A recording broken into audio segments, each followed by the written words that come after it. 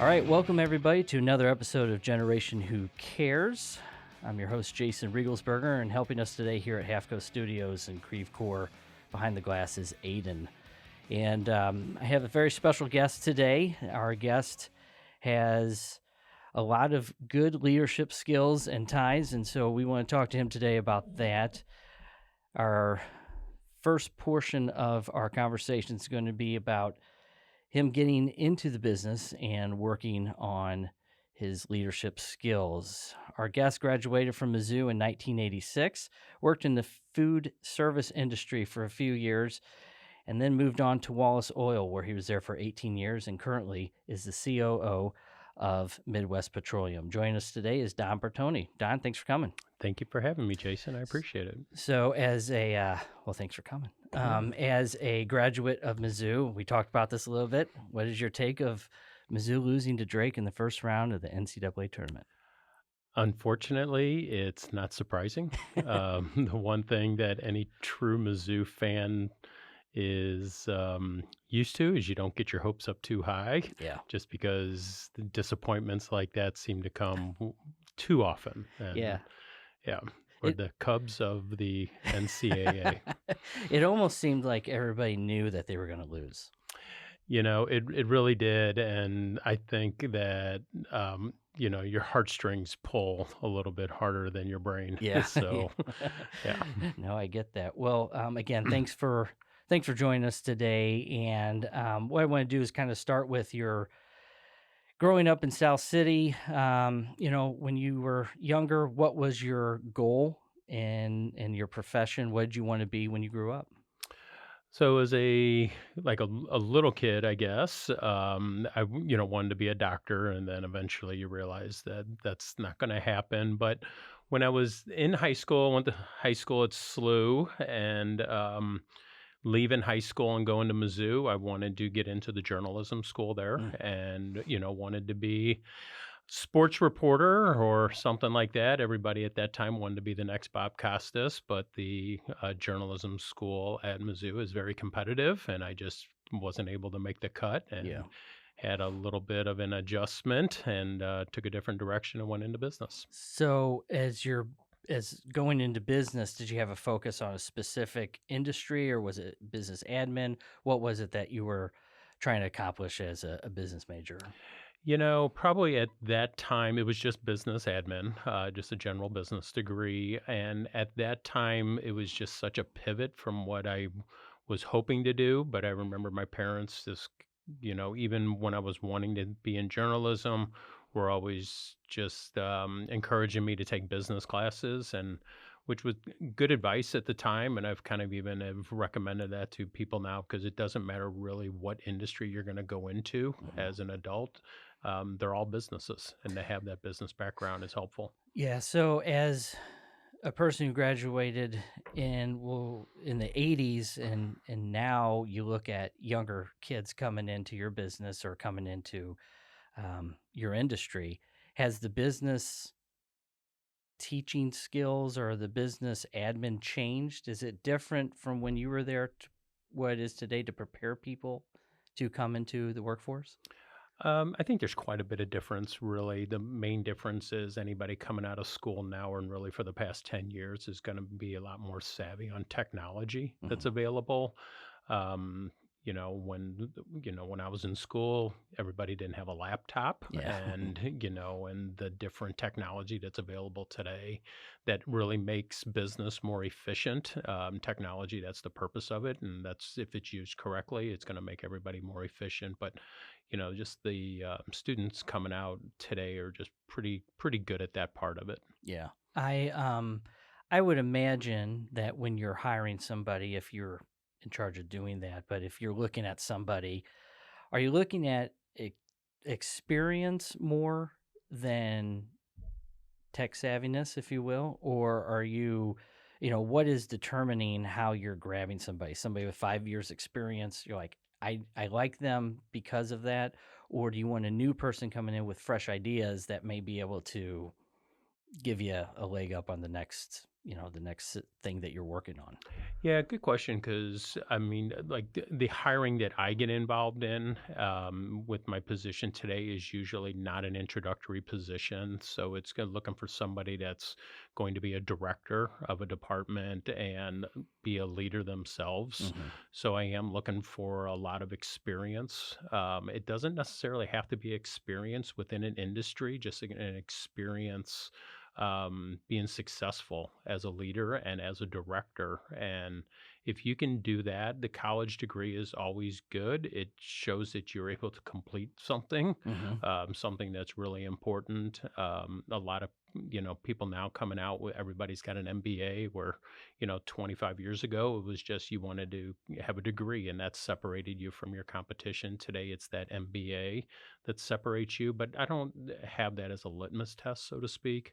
I'm looking for people with good experience, successful experience, but I'm pretty big on people skills also. Yeah. If you're going to be a leader, you have to have good people skills. Yeah. And in my profession that I'm in, I always look to see for, or look to add experience as a main gauge of success. Yep, I'm not agreed. saying going to college is the wrong thing, but sometimes I notice that if you have had several years of experience and you don't have a college degree, sometimes that actually is better, because you've been able to go through all the trials, tribulations, and the successes. Do you feel like maybe that's the direction business is starting to go, is more of a experience oriented type of person rather than just a college graduate that's 24 years old? Yeah, I would agree. I mean, the experience I think is invaluable, especially if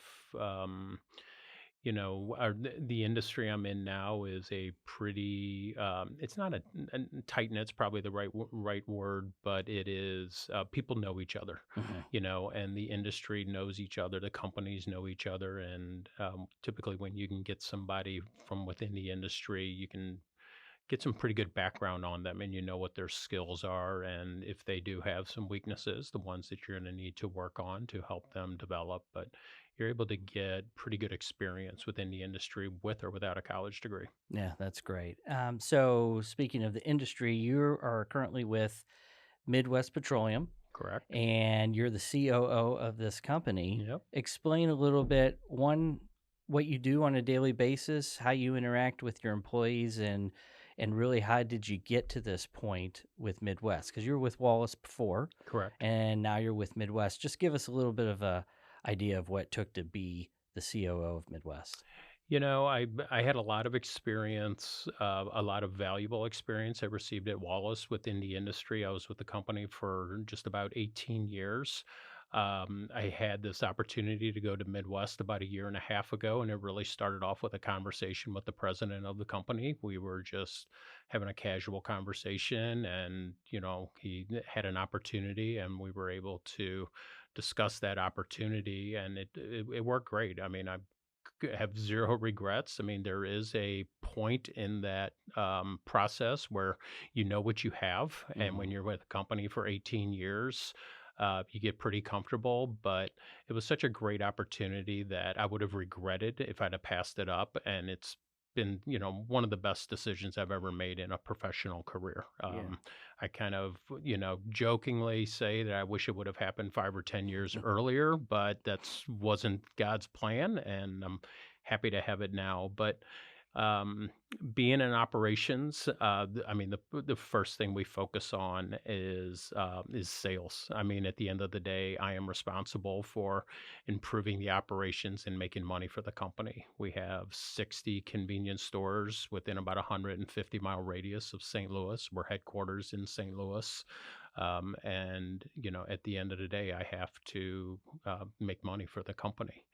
Um, we have to execute at a retail level. If you kind of talking about what I do on a daily basis is making sure that we're executing on a retail level, make sure that we are, enforcing and adhering to company policies and company best practices, and Hmm. whether they're industry best practices or not.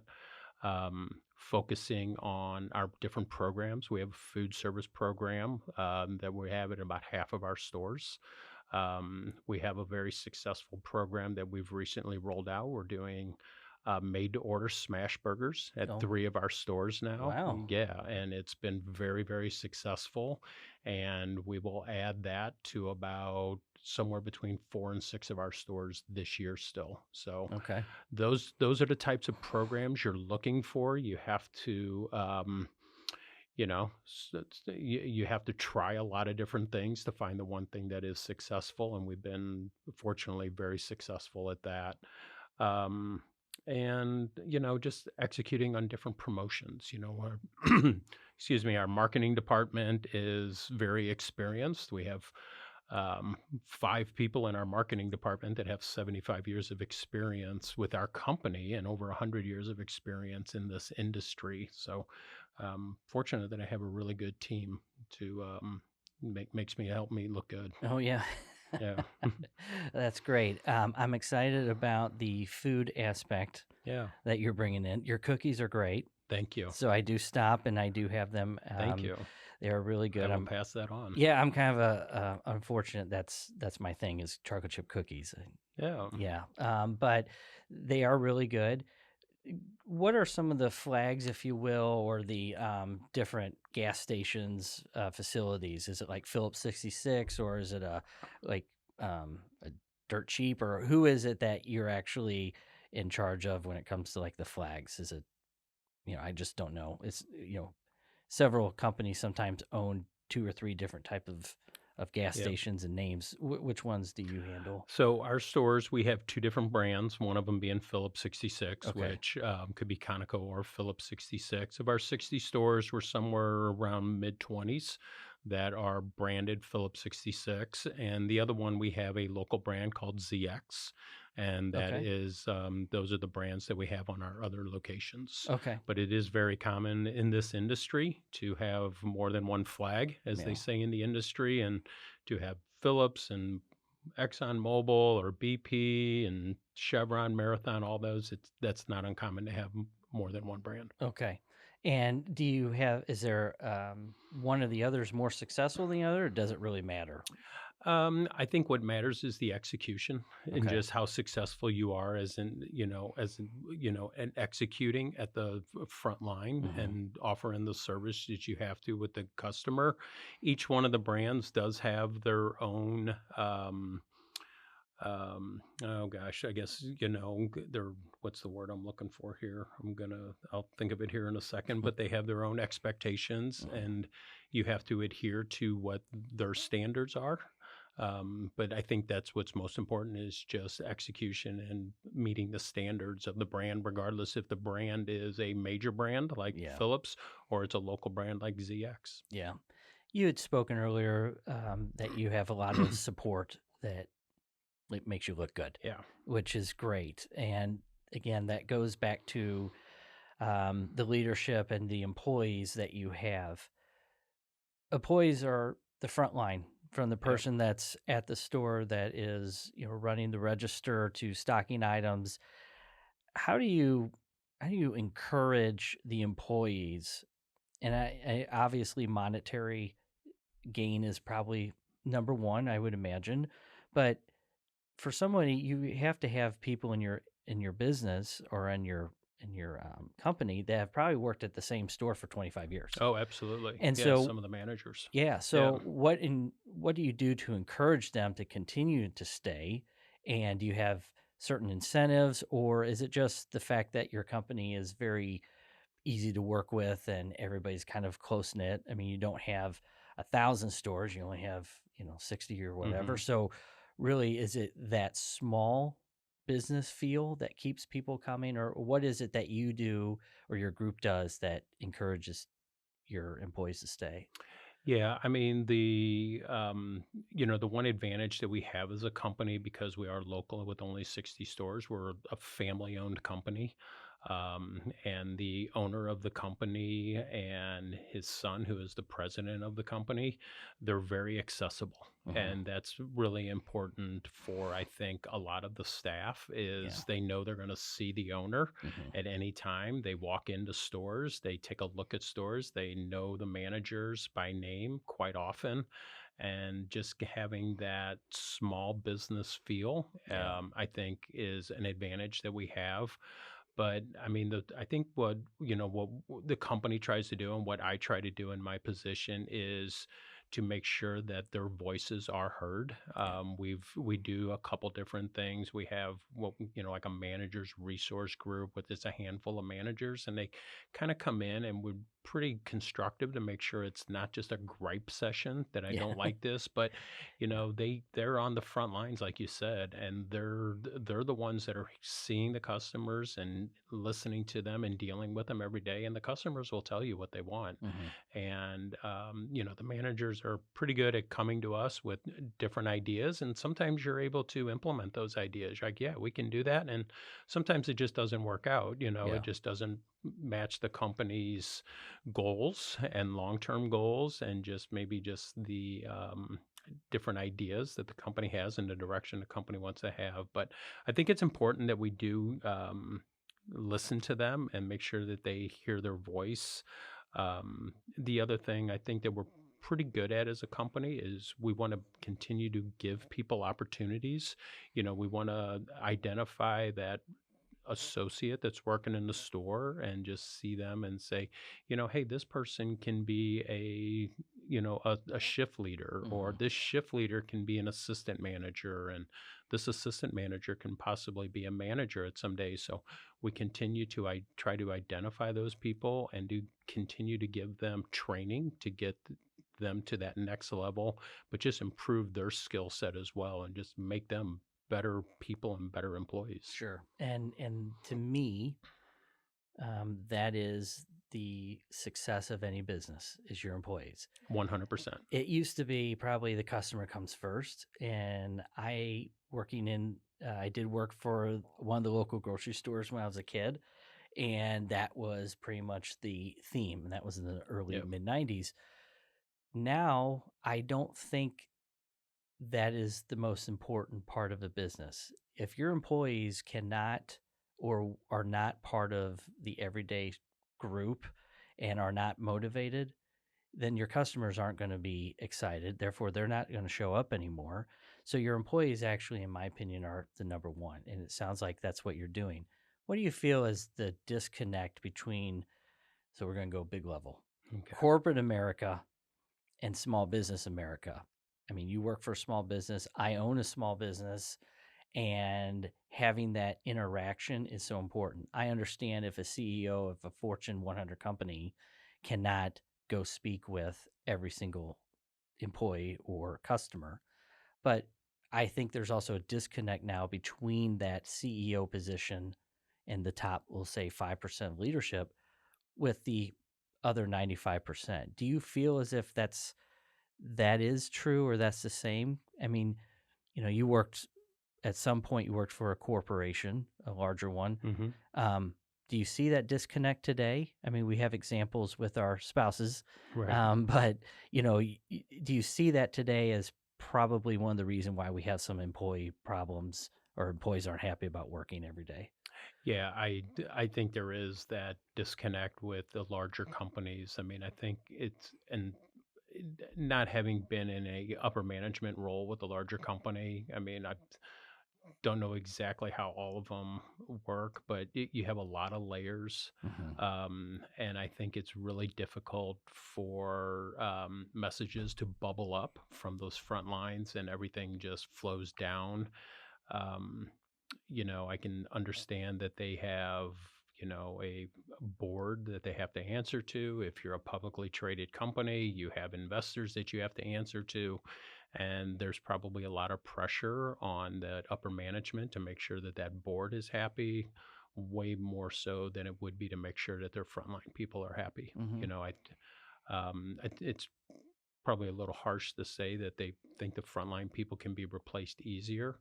And I'm kind of probably speaking out of turn here, but that's the perception, I guess, Yeah. is that the upper management makes decisions based off of what's best for a board, Hmm. as opposed to maybe what's best for a smaller company. Yeah. But going back to what you said about the one thing about the customer always being Hmm. right, um, I mean, I understand that, but I'm not a firm believer in that. I will always lead by backing up my employees Yeah. and trusting what they say. And then you do some investigation. If they were wrong, they were wrong, and you let the customer know and you apologize. And what can we do to make it right?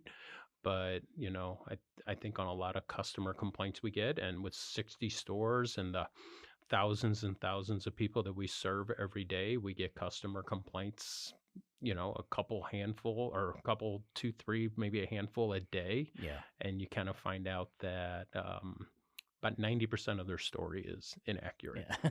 Yeah. Hopefully, it's not about the chocolate chip cookies.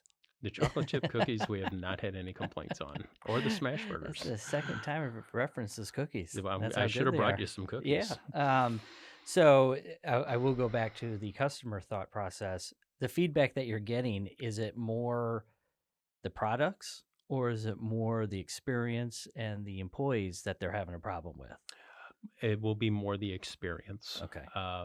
Very seldom is the product itself why they're calling.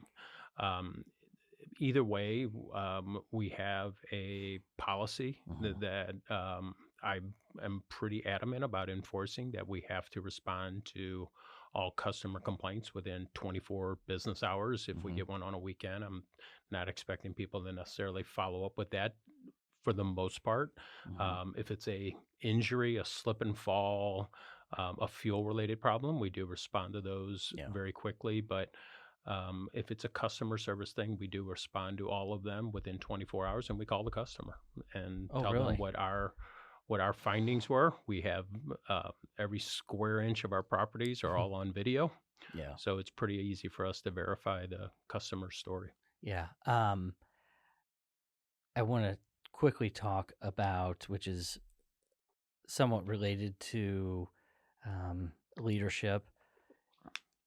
Who's in charge of the gas prices?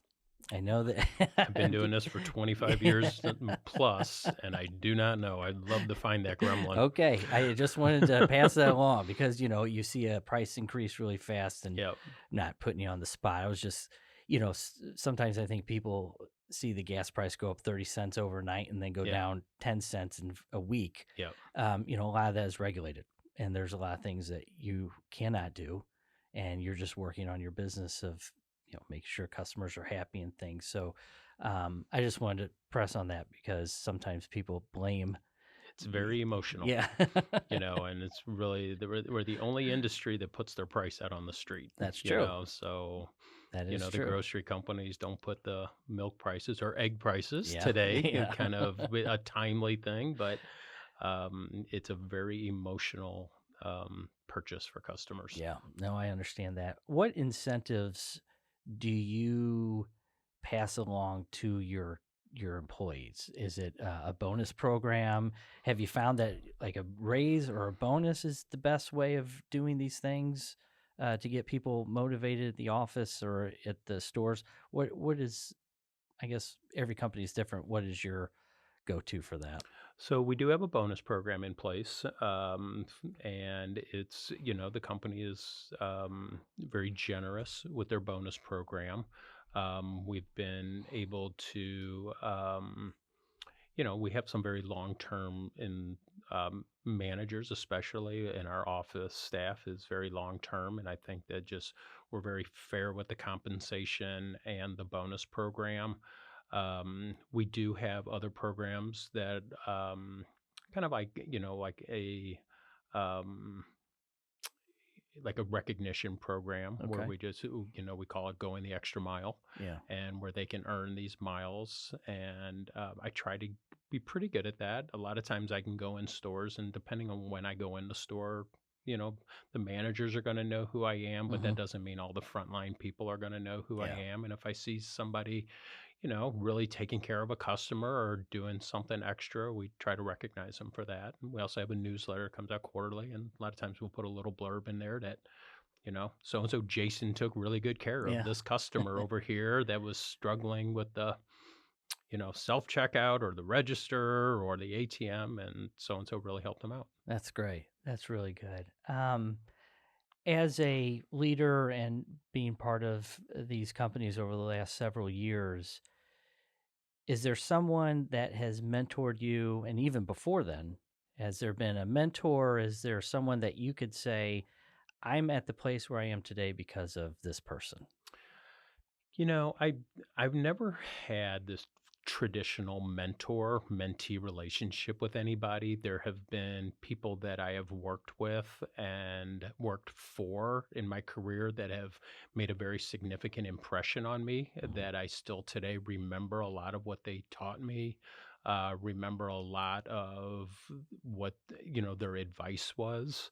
Um, Going back to when I was in college working, I can kind of remember a couple managers that just really made you feel important and listen to you. And I try to do that. I try to make sure that when I'm talking to, especially my direct reports, that I'm giving them my full attention Mhm. and not, looking at my laptop or looking at my phone or trying to have another conversation. I try to give them attention. I've found that, from people that I've just worked for.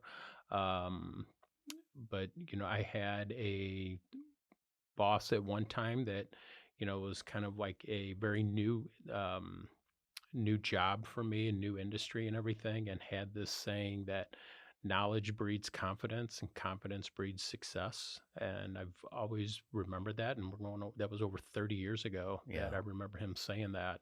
And I still use it today, and trying to help myself and getting more knowledge, and that helps with the confidence, and but just also training other people and making sure that they're getting the knowledge and training they need to be confident in their abilities, and that confidence makes them successful. Do you think that there should be maybe a mentor program within companies that you literally have a one-on-one with somebody, or you have a designated person? I know that might not be cost effective in some ways, but down the road, if somebody has been mentored and has this experience, all of a sudden they actually may be more profitable down the line because they had that. Do you feel hmm as if maybe that's a program that companies should implement moving forward? I mean, that's not a bad idea, by any means. I would today, as we sit here today, encourage anybody that's getting into the business world or any industry, really. I don't think it just has to be a business industry, but I would encourage anybody to definitely research and look into a mentor program. They are, there's a lot of independent ones out there. Um, I kind of wish I would have known more about it back in the day. It really wasn't anything that Mhm. was talked about, but it's talked about more today than it probably ever. And I think there's a lot of benefits to it. Um, I My gut would tell me that it would probably be more successful if that mentor was outside your business. It could be within the industry or just completely independent, but I think you would get more candid feedback and unsolicited feedback when you have a um, true separation between the positions. Okay. That sounds, I mean, to me it sounds like that is the direction companies should probably look Yeah, into. it's a good idea. Just well, I said it here, so if it Yes, starts right at here. Midwest Petroleum, I want at least another cookie. We will get you a cookie Okay. for that. All Yes. right. If you were in a conference and you were the speaker of a conference, what would be the top two or three most important business advice, or yeah, business advice that you would give to other CEOs or COOs that you think are the most important? Maybe the top two or three that you think you could say, this is what you need to do in order to be successful. Yeah, to me, it all starts with just integrity. I think it's very important that you have the trust of your staff or your company, whatever your role is. And even if um, you don't have a leadership role, I think that just having that integrity is It's a fundamental characteristic Hmm. of being a good leader. They have to trust you. You have to be honest. You have to be ethical. That's sometimes not as easy as it sounds.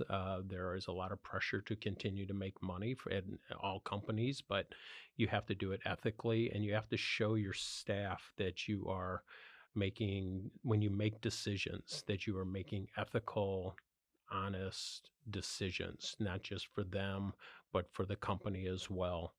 And those decisions have to align with the with not just your own beliefs, Hmm. but with the company's beliefs also. Um, I think that another trait that's probably pretty important for leadership is you have to be a visionary, and this is hard because you have to have a very clear direction. You have to have a very defined purpose, I believe.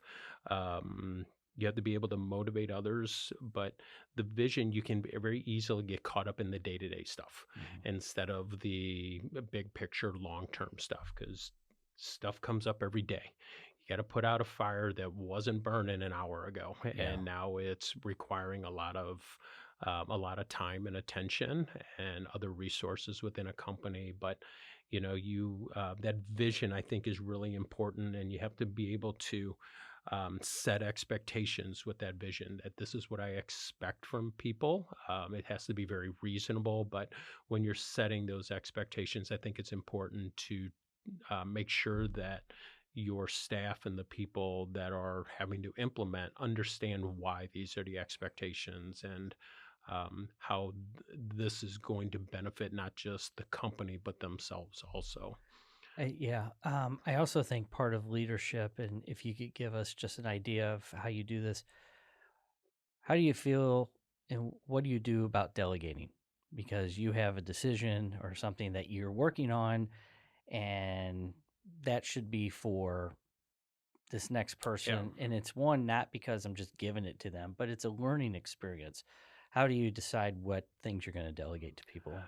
So, good question, because this kind of goes into, I think it's important also that I try to work and help develop other people, whether they, you might see some long-term potential, and they might not be interested in it all, but I think that experience is good for them, kind of going back to that, knowledge breeds that confidence. But I do look for opportunities. There's going to be things that I have to take care of myself, but there are opportunities where, um, you can have people with just that learning experience and give them that experience. And, it's, for me, it's not just like, oh, I'm going to take this and give that to them. It's just like that task, this is more of an opportunity for that person. I can Mhm. give this to Jason or somebody else, and this is going to be a great opportunity for them to, just improve their skill set and, continue to work on their career path.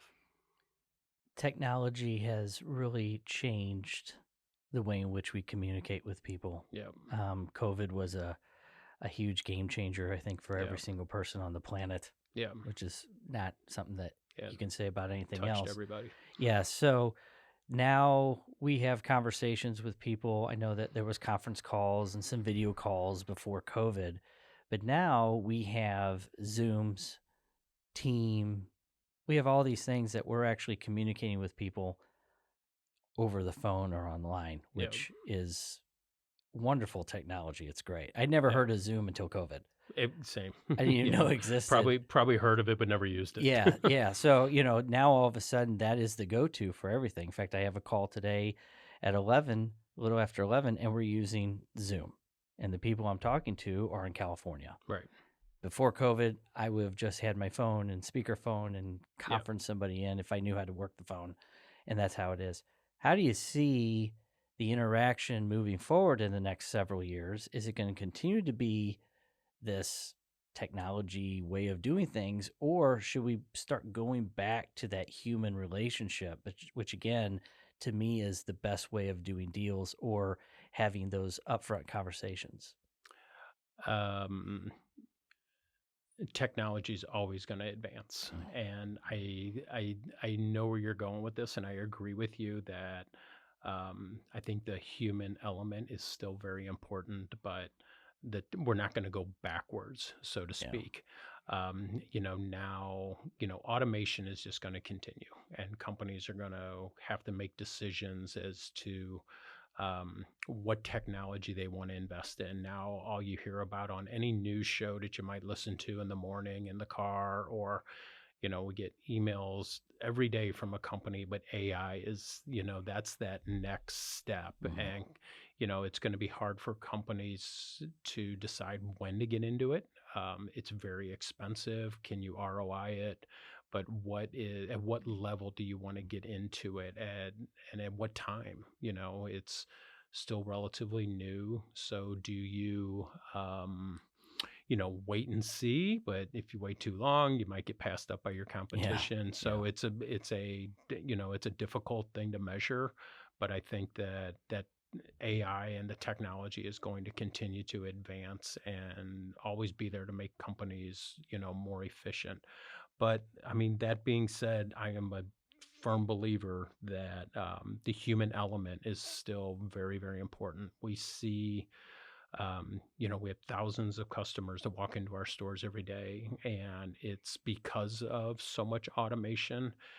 We're continuing to put a focus on that human interaction, and we want that to be because most consumers now they want that contactless, you know, experience, Yeah. and they want to, you can sit on your couch and order anything you want from anywhere, and it gets delivered, and you didn't have to talk to anybody. But with our industry, you have to come in, you have to Mhm. come to the store. So it's even more important than ever for us to make sure that customer experience has a very important human element to it, and that we want to make sure that's a positive experience for our customers. I've noticed that going to the grocery store now, there are more self checkout lines than there are normal Yep. checkout lines. Yep. A lot of stores don't even have, like, Home Depot is an example, Yeah. who's an incredibly successful company, Yeah.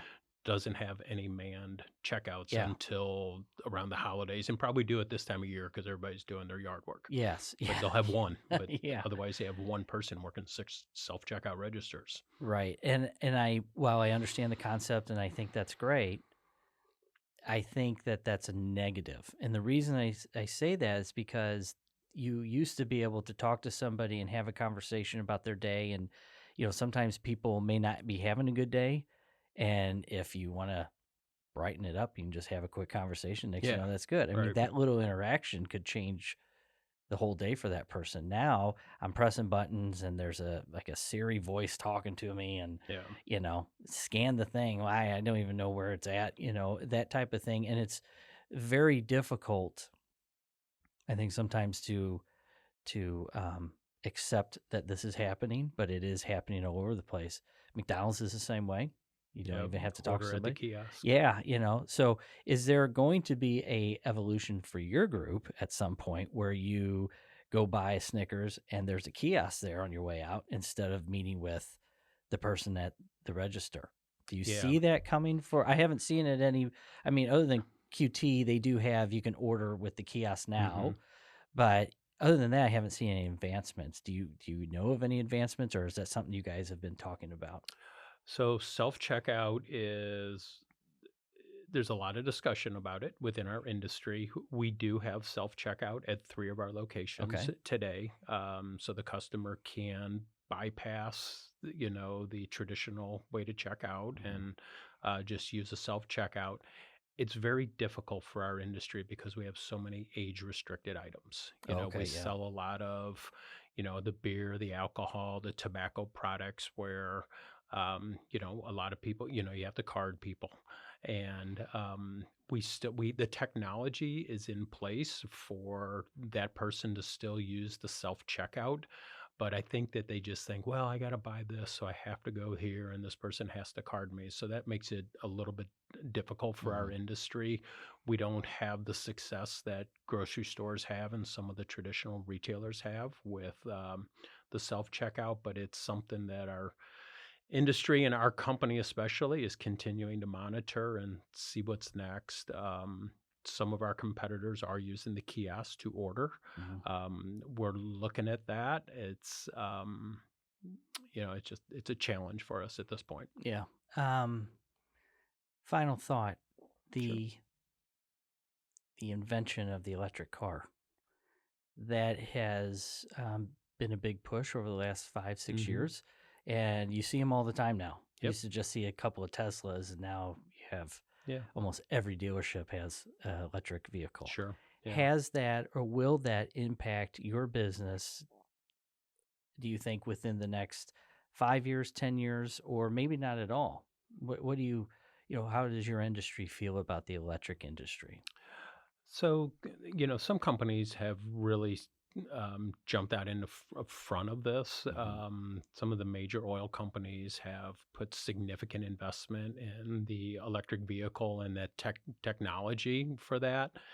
Um, my personal belief is I mean, electric vehicles are coming, but I don't think the technology is really there yet to where the average consumer will go in the electric car direction. We're very much a country and a society that likes convenience, Hmm. and that's no pun intended with Yeah. our industry, Yeah. but people like to be able to carry all their stuff in their car and go on family vacations and drive. And there's a lot of what's called range anxiety. Hmm. It's a very real thing when a person's looking at their, it's one thing if you're looking at your gas gauge and it's got under an eighth of a tank. Well, you know that there's going to be a gas station somewhere, most likely within a mile of Yeah. where you're at. That's not really the situation yet with electric vehicles. Most people are still charging them at home. So I think the industry will see more and more electric vehicles. Our society will continue to see more and more electric vehicles, but I think we're probably at least a generation away from it being more popular than it is today. They're expensive also, Yeah. Oh, yeah. and Yeah. there's a lot of debate about the carbon footprint of it. Yeah. If you look at the tailpipe, yes, there's a lot. There's the emissions are, zero versus whatever. But if you go from start to finish on the manufacturing part, there's a lot of debate about Yeah. that environmental footprint. Well, there's a very interesting next 5 or 10 years when it comes to our industry. It is, yeah. Things are always Every changing, industry. and Yeah. you kind of look back 10 years ago and some of the things you're doing today that weren't even thought of. Yeah. Yeah. It's amazing. Don, it's been a pleasure. Thank you, Jason. Yeah. I enjoyed it, and I appreciate the Yeah. opportunity. Thanks for coming. Don Bartoni of Midwest Petroleum. We appreciate you listening to the show today. We'll be back with another episode soon. And have a great rest of the day. Thanks again. Thank you. Bye.